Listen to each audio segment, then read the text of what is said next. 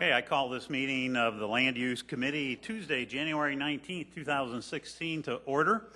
And our first item of business is going to be discussion, and our only item of business this afternoon is going to be discussion of the boulevard.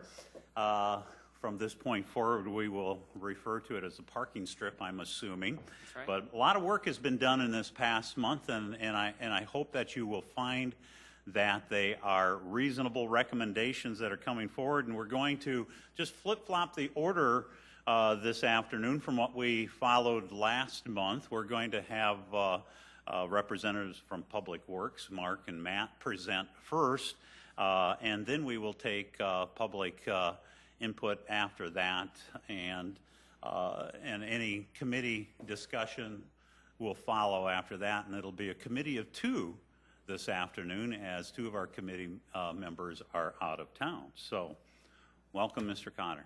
All right, thank you, Council Chair and Councilor Staggers. Tonight, just before we get started, just want to make sure everyone has the handouts. There's 3 handouts that we'll be referring to. There's a presentation.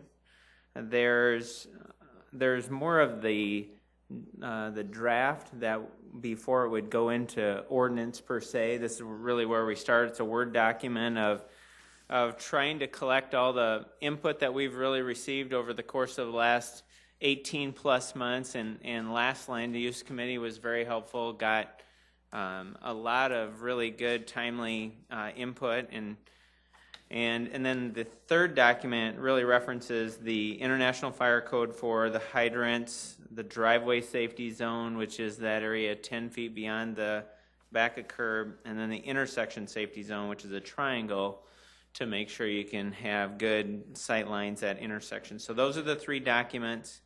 I'd like to keep this informal and speak from different ones, and I'll highlight that as we go through. First of all, too, we have our traffic team. We have Matt is with code enforcement. Kurt is with our subdivision team, and our legal team is here as well with Diane Best. We're still listening. This is as we continue to path through the spring here. We expect to be back at land use next week or next month, asking still for input after today's presentation, and really wanting to make this a good ordinance that can stand the test of time for Sioux Falls. So first of all, on the first Word document, we've wrote a purpose, and again we've taken this purpose from not only the research we've done with other entities and all the public input that we've received to try to capture really what's the purpose of this parking strip. Purpose of the parking strip ordinance is to establish landscaping standards that preserve the functionality of the public right-of-way, which is the corridor for the public and private utilities and vehicles and pedestrian traffic, but also promote safety, community health, encourage the use of natural vegetation and conservation practice, and create a vibrant, appealing streetscape. So one of the things that we've done is we've tried to put the majority of this Word document into a PowerPoint, and so let's go through that, and then we'll probably refer back to that Word document. So just refresher, the public right-of-way that really connects our neighborhoods, connects us not only from a walking and vehicle, but there's also a lot of things that happen underground, and they're critical to having a good public right-of-way system in town. The parking strip that we're talking about tonight is really that area between the back of curb and the sidewalk. If there's not a curb there, it'd be from the edge of the road to the sidewalk. And really, probably 95% of the city has roads like this. And so that's where we'll start here tonight. But we've got not only public, but private utilities. Oh, a little too fast. Okay. The current ordinance only allows for turf grass and trees. The new ordinance will allow for some additional flexibility in planting while preserving the functionality of the public right-of-way. So the updated ordinance recommendations, and again, this is really taken from the feedback that we received last land use and the the research that we've done with a number of other entities across the country. So one of the things that we want to see and recognize is that plants are welcome. Turf and native grasses, approved street trees, annuals, biennials, and perennial plants, cultivated flowers, wildflowers, and fruits and vegetables. Really, it's been a good conversation with our environmental team, our teams that manage subdivisions, but also our sustainability team, in trying to advance a number of those missions all into this parking strip discussion. So let's talk about the height, and we've got a board here that's representative of to scale. Could we stand that up? And it's this board. This is the picture, but essentially this is to scale for the public to see and for the counselors to see. One of the things that we want to build off of is that we've got 2 ordinances right now in place that really speak to having safe sight lines as you back out or drive out of your driveway, or as you come to an intersection. And we've heard a lot about safety, and so we wanted to make sure that we build off those 2 ordinances, and that's that one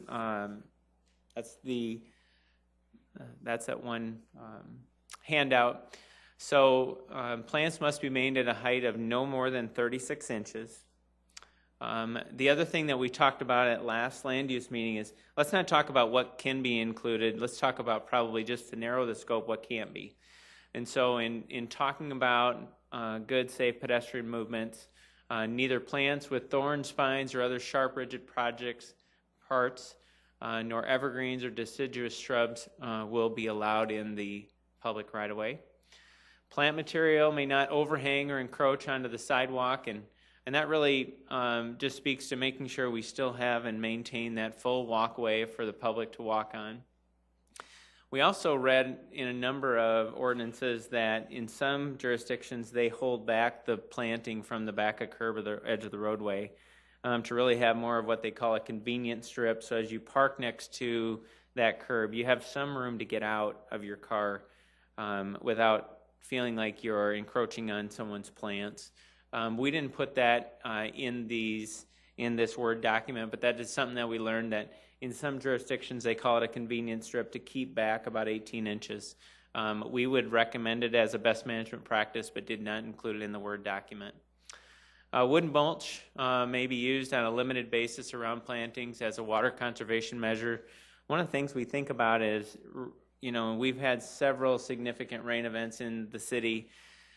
Only a fraction of the stormwater goes down the intakes and gets conveyed away in the pipes. The majority of our heavy rainwater goes from sidewalk to sidewalk. And that conveyance, if it's mulch or if it's small rocks, those can easily be floated, wash down the street and get into our intakes, and then that creates a significant amount of men and machines to remove. And so that's really the focus of not wanting to see an entire area of just wood mulch, but we do recognize that it's a good, smart practice to conserve water around plants.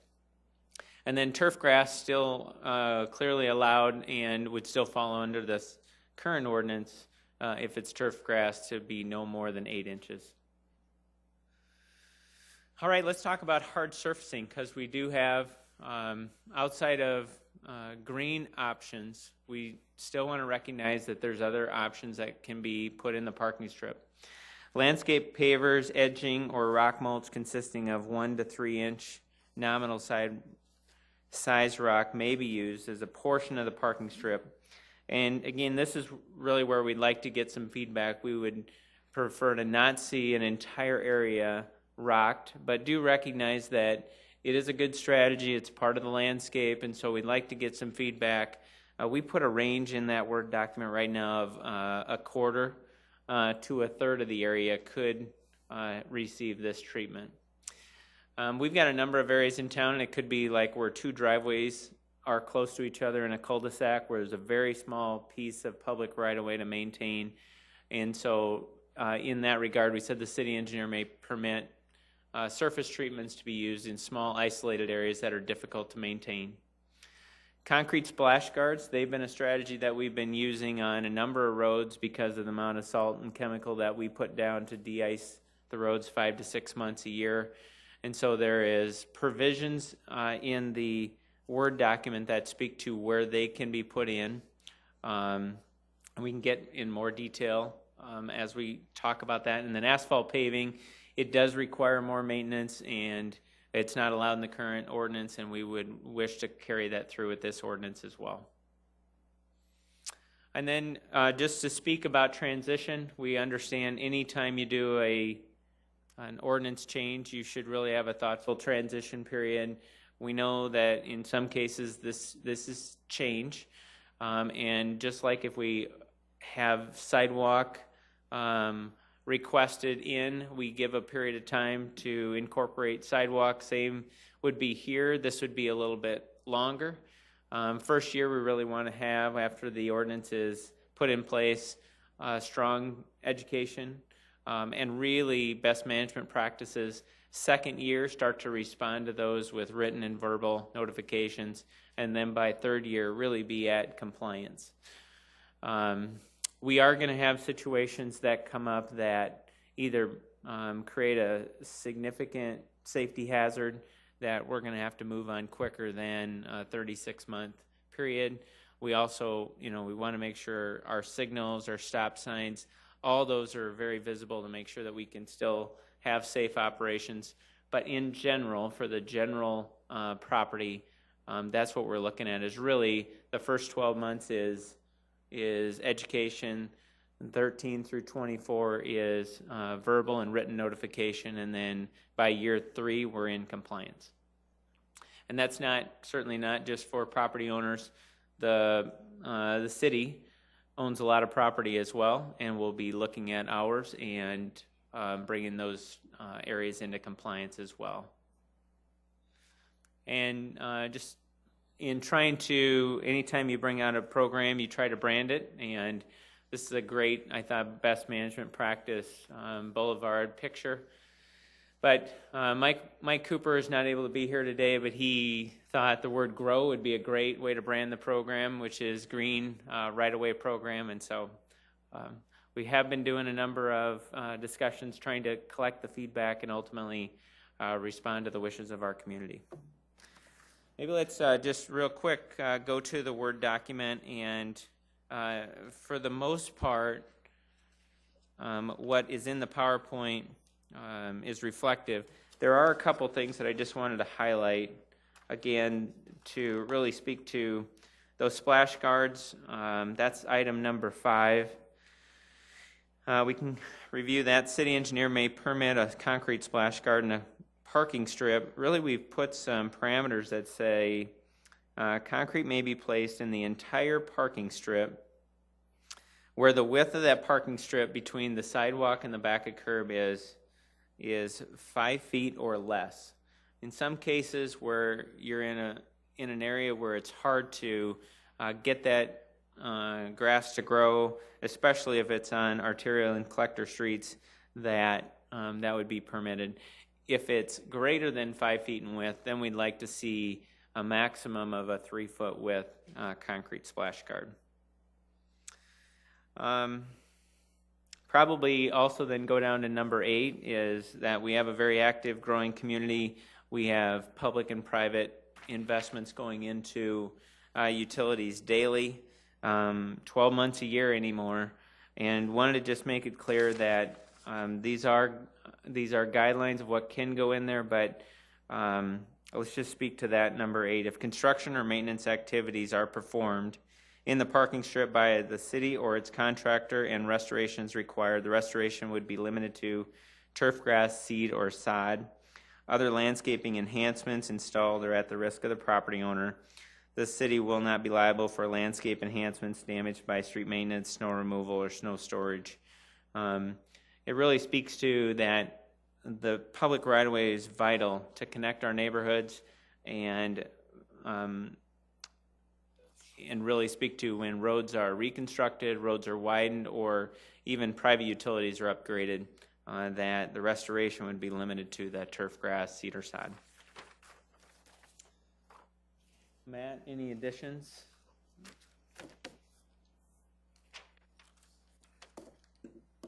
You know, I guess the biggest thing through all of us sitting down and meeting on this and discussing this topic is we wanted to, you know, give the current ordinance some flexibility.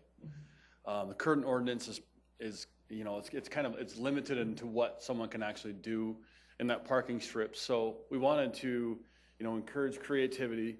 We wanted to encourage sustainability, and we wanted to just, you know, give more flexibility to the residents to do what they wanted to in that parking strip, but at the same point in time, you know, take our guidelines that we're going to throw out there and meet our guidelines and requirements. So that's been the biggest thing.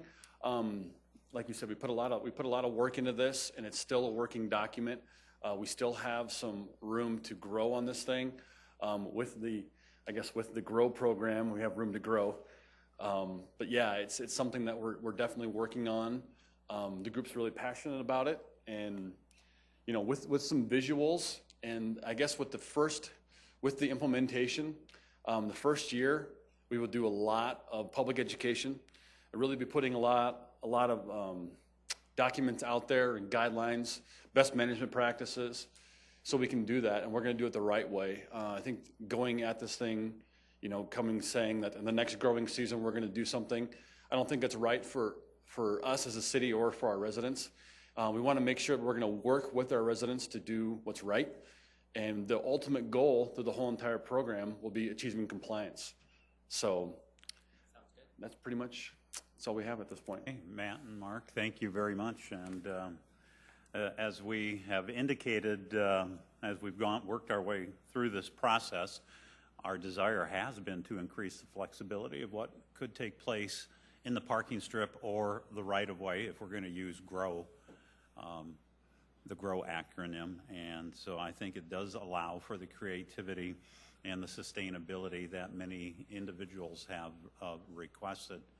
And so with that, I am now going to turn it over to any members of the public that would like to address this issue, what has been presented this afternoon.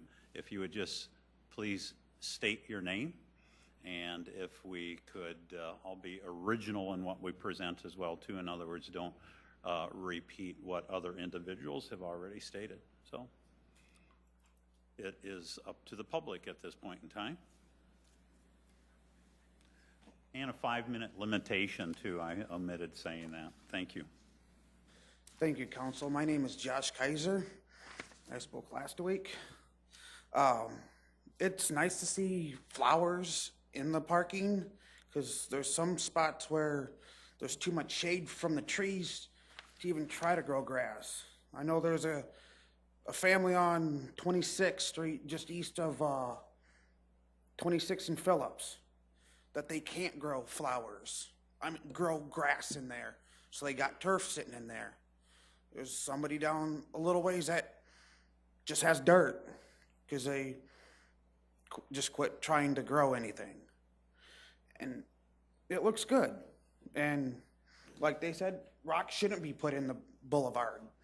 It should be something that will disintegrate after time, like wood chips. But just be around the base of the plant, not the full section. But I know there is up on the north end of town where there are boulevards that are just strictly rock and with a few flowers. But it's at the height of the curb. They dug it down to where it's not over the curb, to where the road graders may take the snow off the curb and not take the rock. So that's all I have to say. Thank you very much. Thanks for your comments.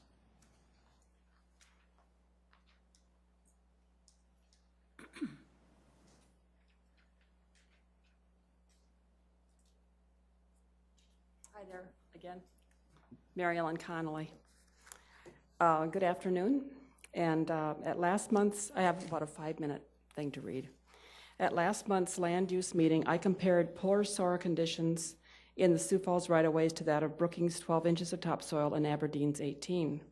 I urge you to view the right-of-way as an opportunity for a three-pronged best management practice by restoring deep permeable topsoil and subsoil that would become a network of mini buffer zones along nearly every street. This would, 1, enable stormwater retention, 2, keep that first flush of lawn chemicals out of the Big Sioux River, and 3, enable diversity and health of trees. So tonight I want to focus on number 3, the diversity of trees in the right-of-way, and try to explain how post-development soils since the 70s and 80s have directly influenced single-species dominance of ash trees and limited the diversity of our urban forest. Lack of tree diversity in Sioux Falls is directly related to our poor compacted soils. And while Sioux Falls encourages tree diversity for obvious reasons, there is nothing in the city ordinance to support soils to enable that diversity. There are sound reasons to love ash trees. They've long been favored for their graceful form, golden fall color, and adaptation to difficult sites. And ash trees had few pests and disease problems until the emerald ash borer was discovered in North America in 2002. With emerald ash borer just over the horizon in Iowa and Minnesota, our overplanted ash trees could become an epidemic of ash death, and when we lose our ashes, many costs will be externalized to taxpayers.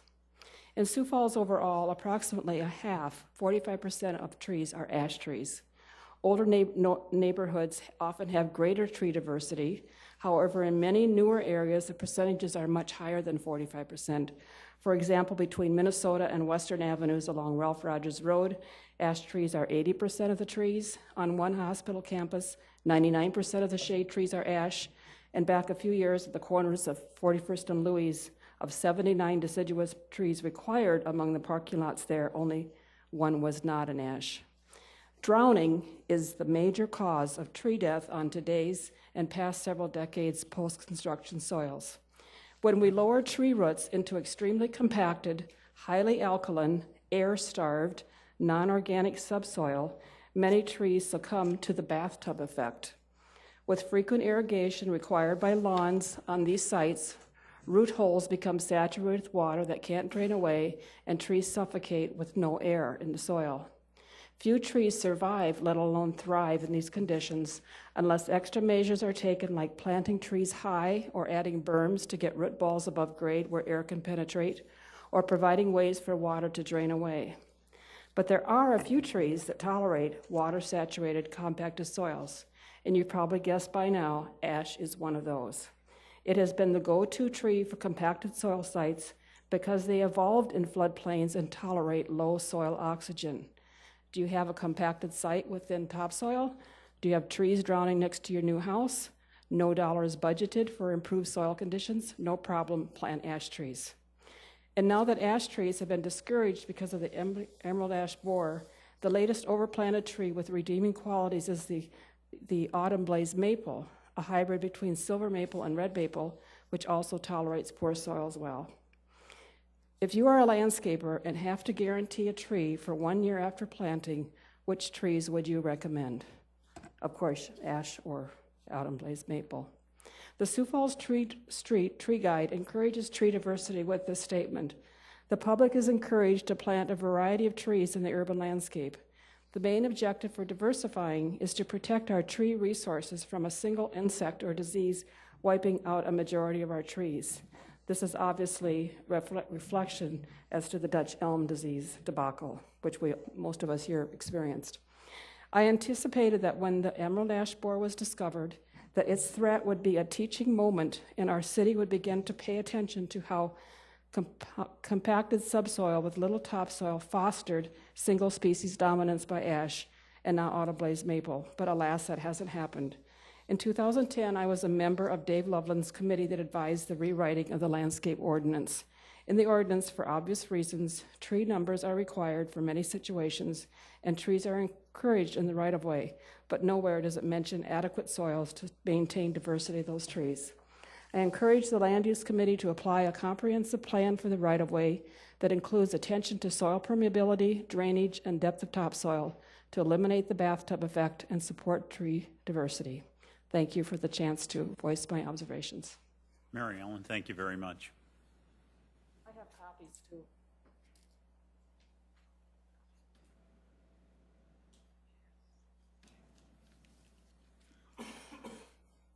Hi, I'm Sue Knipe, and I had prepared remarks because I was dreading this because my entire yard is flowers and fruits and vegetables and herbs and all that. So, but I'm actually really pleased with this. The only two things that I have a question for someone later on, but I'll talk about that privately. In the PowerPoint, the parking strip safety, it says neither plants with thorn spines or other sharp, rigid parts, nor evergreen or deciduous shrubs will not be allowed. Shouldn't that be will be allowed? Well, it says, I mean, you don't want to allow those, right? Okay, so then the not should be taken out.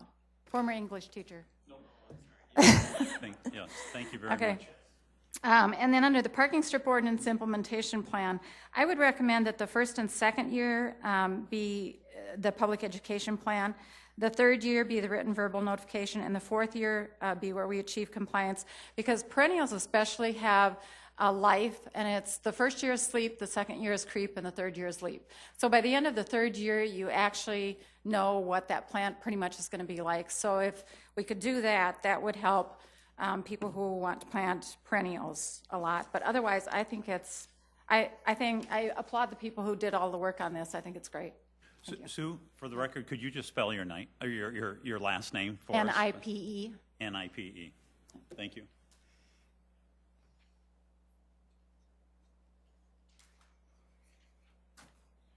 Welcome. Greg Neitzert. First of all, I want to say great job to the council members that were involved and staff for listening to the public. What I see here is overall wonderful. It's great. I just have a few comments, and I guess I'm just going to throw, it's mostly essentially open questions and clarification. So I guess I'm curious if there was a talk about wood mulch. I'm just curious if rubber mulch is also, if that was considered, whether somebody could use that or if it runs into the same storm sewer problems. The amount of rock in the right-of-way, I'm not sure exactly what the magic number is. I will say I do have a few people who live near me. One in particular has a corner lot, so there's a lot of lot frontage, and it's entirely river rock. So I'm not a huge fan of it myself, but I don't know what the magic number is, but hopefully we can figure that one out.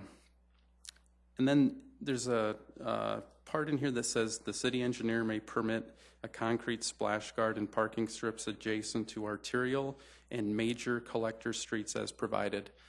I guess I wouldn't mind if somebody could clarify what, I know what a collector is, but what a major collector is, what that exactly would be, versus if that implies there's something, there might be a minor arterial, or a minor collector, I'm sorry. And that, I guess what I'm getting at with that part is... Like that response now? Sure, if somebody... Do we have somebody available that can respond to that?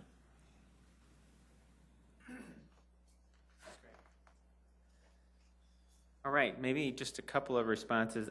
I would personally put the rubber mulch. It's probably also light that could float. I think we're really thinking about on those high volume storms, anything that can float, we're trying to minimize that, but recognize it's a good strategy to control erosion and hold in topsoils. We don't know what the right number is either on rock mulch. That's really why we put that out there on a range.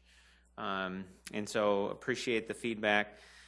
Just in general, when you look at a square mile, the mile grid, those are the arterial streets. And then if you split that square mile in 4 quadrants, those are what we call major collectors. They're the major collectors that are collecting the neighborhood traffic. And then technically you could go down and you could split every quarter, and then we call those typically minors.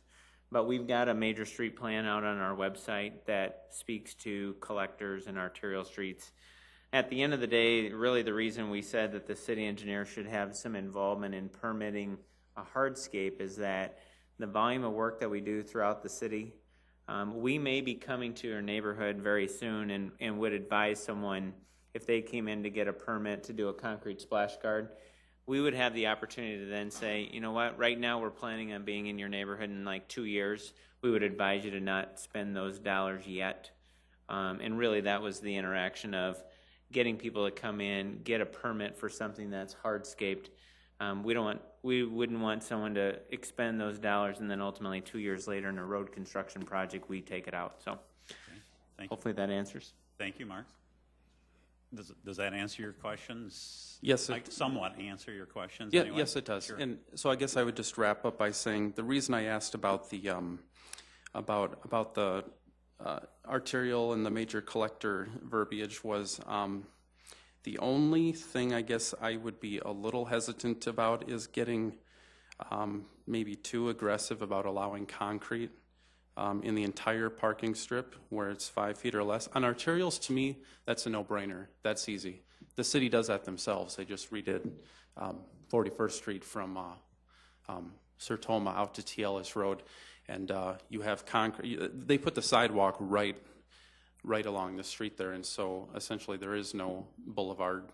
And that was for very good reason, because the maintenance is a nightmare if they were to put in grass because of all of the salts and all of the plowing.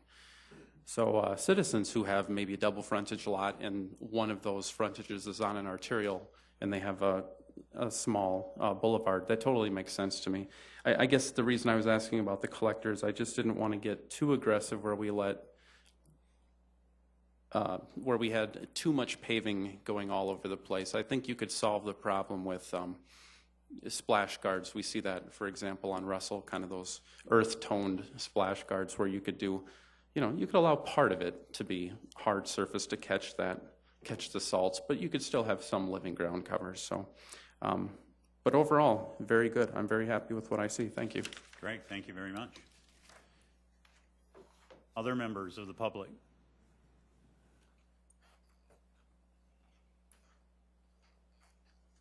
Good afternoon. Good afternoon, Bruce Danielson.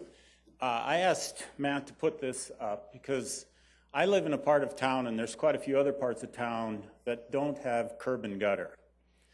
And having been through an incident back about 20 years ago, it was explained to me by the then street engineer, John Smith, and by Pete Nicolai from the code enforcement, that what they did on those streets is they based it on the center of the street.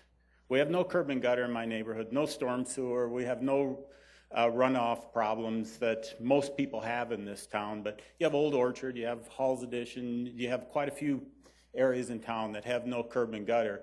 And we also have situations with ditches and the way that the streets curve down. We don't have, we can have 8 inches difference between, and I don't want people to come out and grab a yardstick and say, we have to do it here versus up here. And so I would really like to go back to the way that John Smith and Pete Nicolai talked about it back then. And if you notice, even on the drawing up here, the peak of the road is approximately the same as the top of the curb. And that's why they used it, because then it was consistent everywhere in town, and it didn't matter anymore. And then I had a question about the solid concrete. I'm glad that it was asked already, so I won't go over it other than to say, when you pour in solid concrete in a neighborhood of any kind, you're stopping the water from going down into what soil is there. And I'm not a fan of solid concrete along the curb or as a step out. If you put in pavers or something like that, I see no problem with that whatsoever. And I do have a question. I'm just going to grab the yardstick here from here.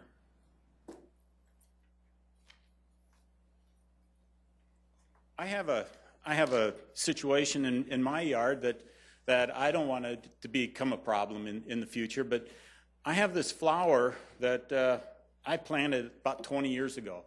And some years it's 36 inches tall. Another year it may be 48 inches tall. One year it was a flower that stuck up 6 feet. I have no idea, why each year it grows, but it's like taking this yardstick and putting it up like this. it's no traffic hindrance. And I really don't feel like I want to go out there and cut off the purpose of my having that flower. And this happens around town with Asiatic lilies and different things, where all of a sudden the Asiatic this year is 30 inches, next year it's 48 inches.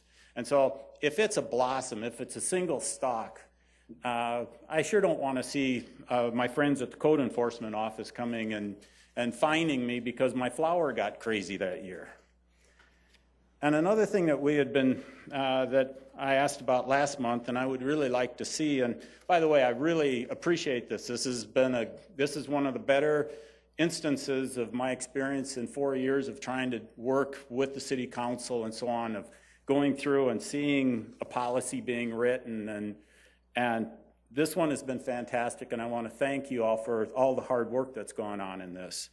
But, and then there was one tie-up thing that I would like to ask, and that is that there was a discussion at one point about maybe having a citizens committee, an advisory committee appointed of landscapers, of people that do road construction, and maybe utility people and master gardeners, and have this group involved in this to actually write and assist in writing a good policy.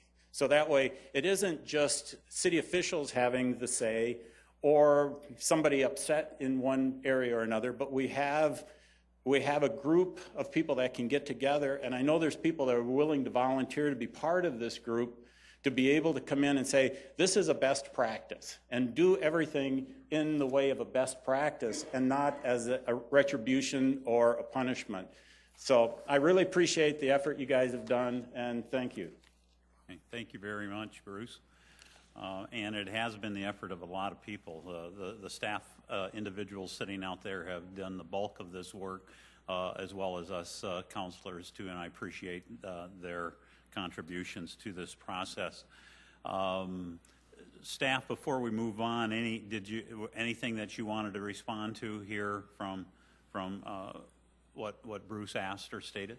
Certainly, and again, we appreciate the comments. This has been evolving over time. Just a couple of points. Landscape pavers are allowed, and so just not concrete splash guards. We get a number of requests that, if you're along these major collectors or arterials, that first 1 to 3 feet can get burnt based on the winter. And so a concrete splash guard's an option. They can also do other strategies like the landscape pavers. And so just as a point of reference, number 4, I won't bring it up, but landscape pavers, edging, and or rock mulch. And so we're trying to allow for some of those strategies. So someone may not want to choose concrete, and in some cases landscape pavers are easier to work with. Tried to make both those provisions. And then just to probably address the reference point, when we design roads, the center line of the road is the guidance. And it is true that the crown of the road and the top of curb are within a couple hundredths on a typical residential street, and we see a lot of those streets. Some of the streets that are in the city that don't have curb are somewhere between 24 and 28 feet in width. The difference between the crown of the road and the edge of one of those roads is about 3 inches. Okay, so if it's on a 2% crown, we look at it's going to be difficult for someone to try to eyeball in the crown, and so we thought, let's make this simple. We do envision having some type of let me just step away for a second.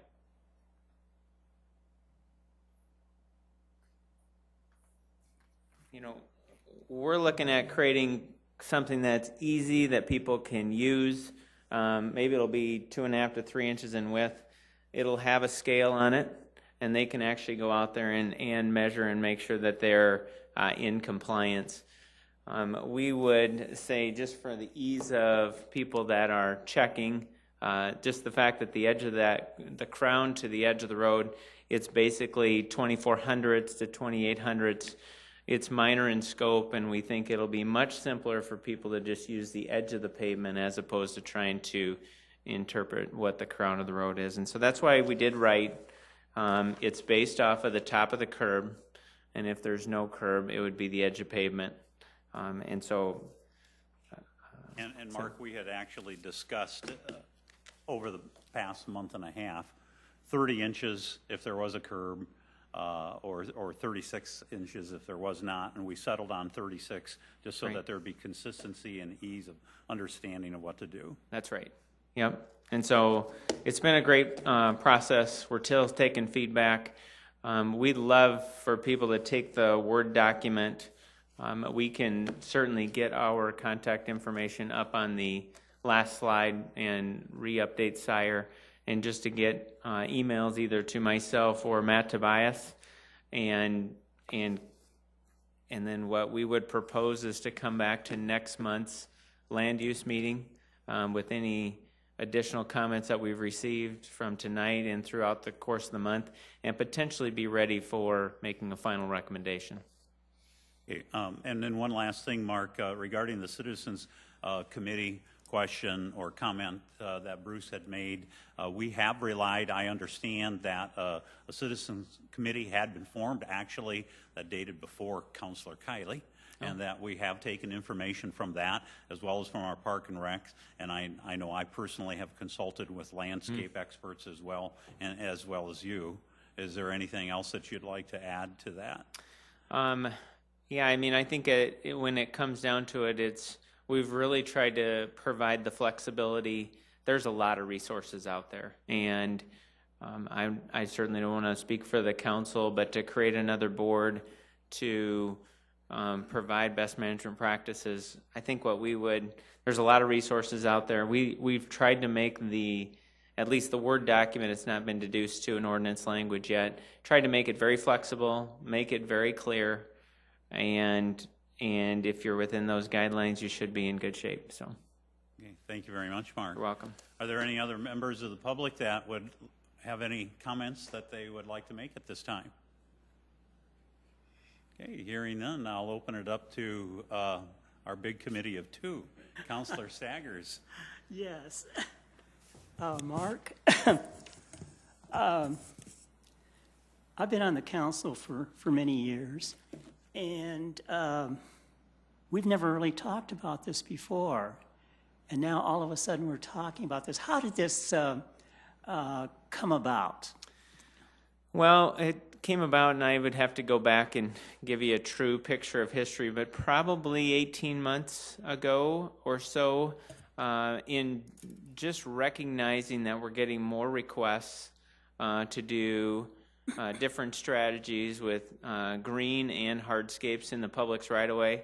Our current ordinance is very limited. It basically allows turf and trees.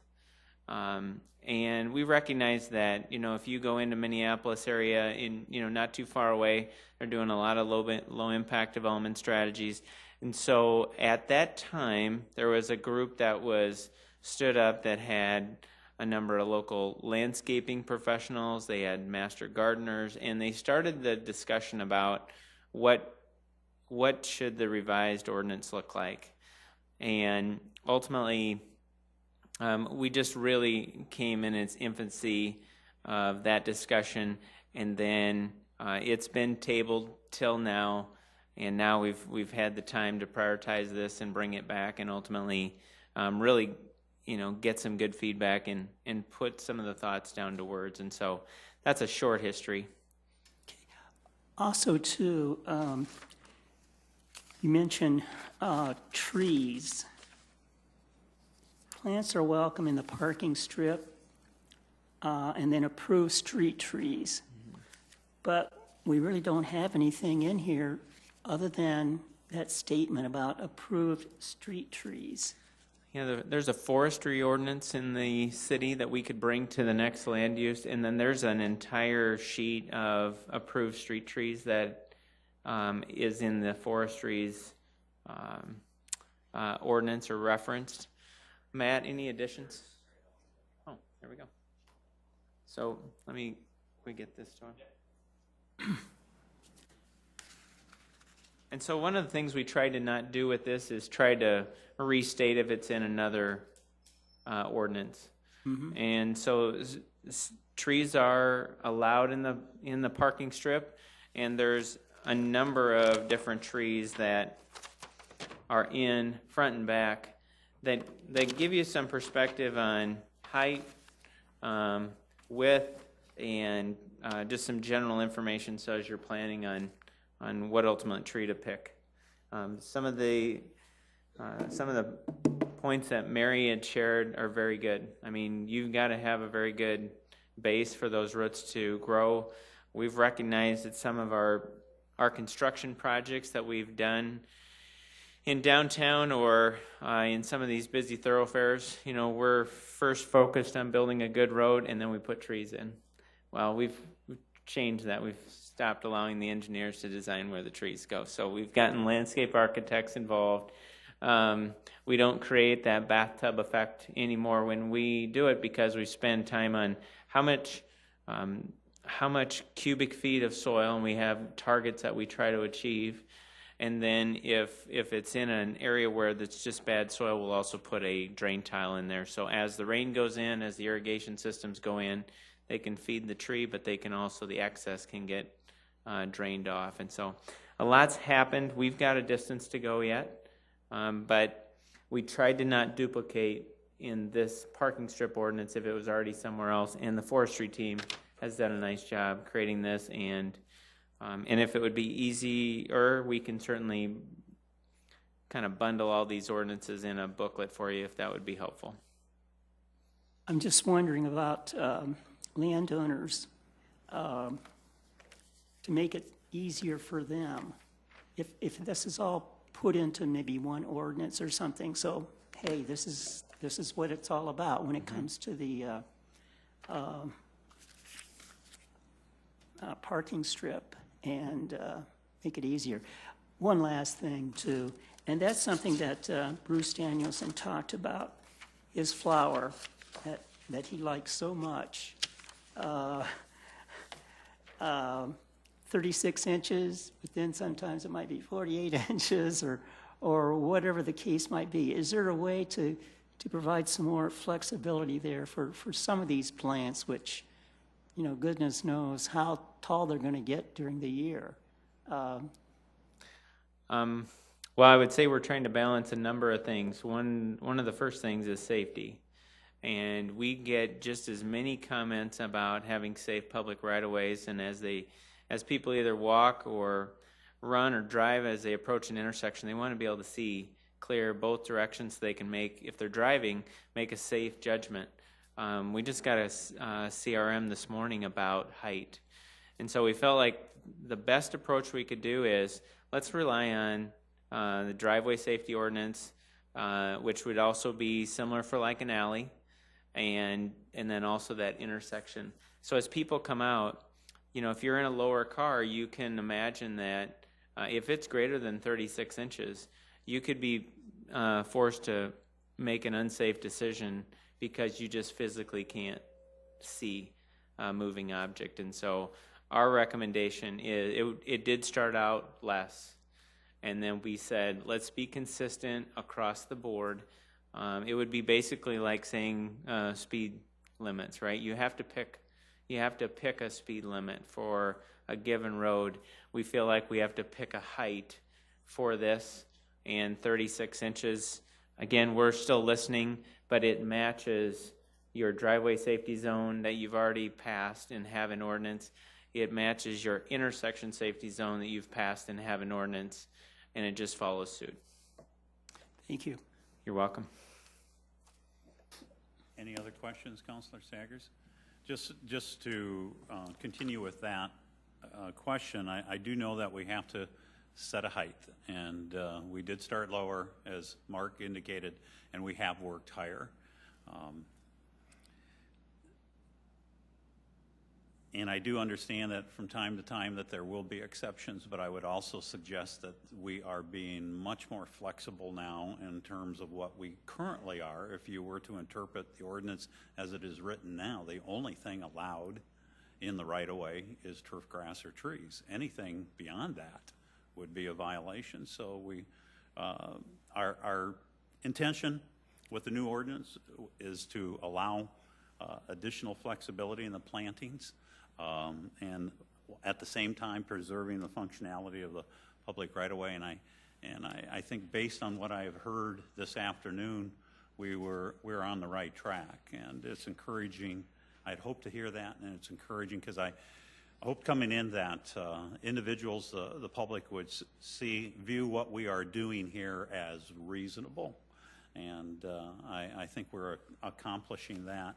I would one thing for Mark and staff, if I could suggest, is that if we could put out, because not everybody is watching this afternoon or will even watch the videos in later date, maybe if we could do a press release requesting additional feedback from the public that would include contact number, email addresses, and so forth, so that we can still gather that information, because that's what, as we'd indicated, that's what we're going to do now in the next month. We're still going to accept information and suggestions in an effort to finalize this, and it'll come back to Land Use Committee again in February.